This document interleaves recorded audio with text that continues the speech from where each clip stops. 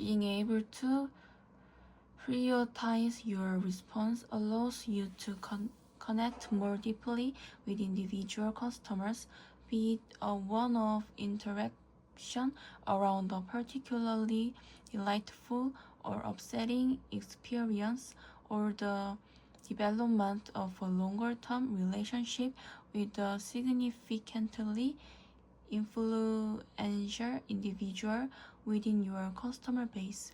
If you ever post a favor comment or any comment, for that matter, about a brand, product, or service, think about what it would feel like if you were personally acknowledged by the brand manager, for example, as a result.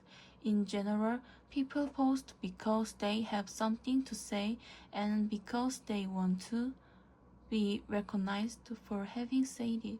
In particular, when people post positive comments, they are expressions of appreciation for the experience that led to the post, while a compliment to the person standing next to you is typically answered with a response like "thank you." The sad fact is that most brand compliments go unanswered. These are lost opportunities to understand what drove the compliment and create a solid fan base on them.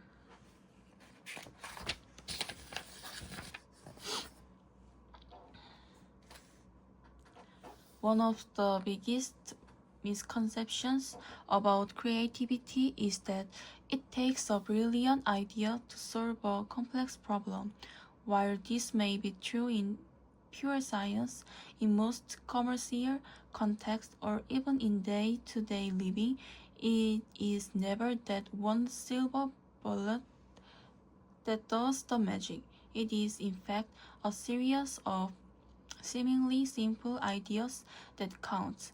The key is to have enough ideas that solve specific parts of the overall problem, and then the theoretic task looks very much tenable, since creativity comes from combining concepts in an unusual fashion, and since it is exceedingly difficult to trace the origins of ideas, you are better off generating as many ideas as possible with the hope that some of them would click.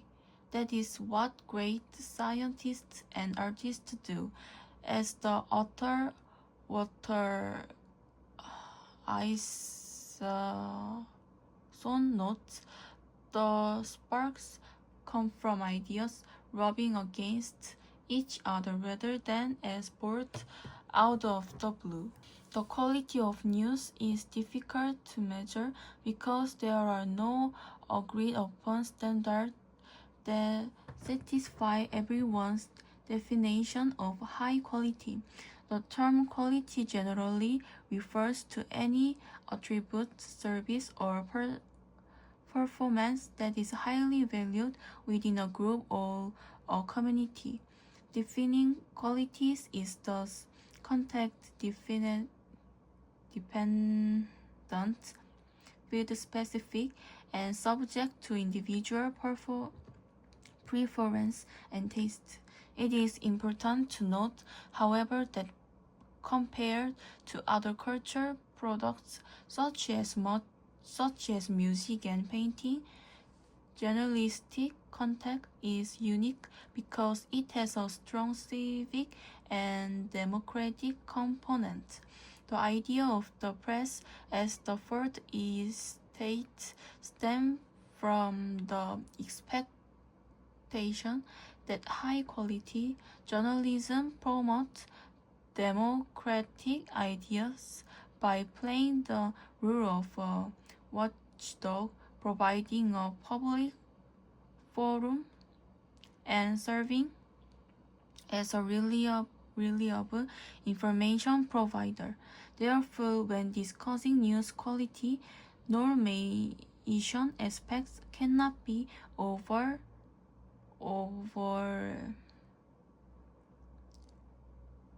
paced. One thing that managers have to keep in mind is that they shouldn't mend fence after any fight. Opponents are not necessarily enemies. As an opponent disagree with you on the issue, of course, but enemies are ones with whom you also have a negative relationship that makes it personal. You cannot work with opponents and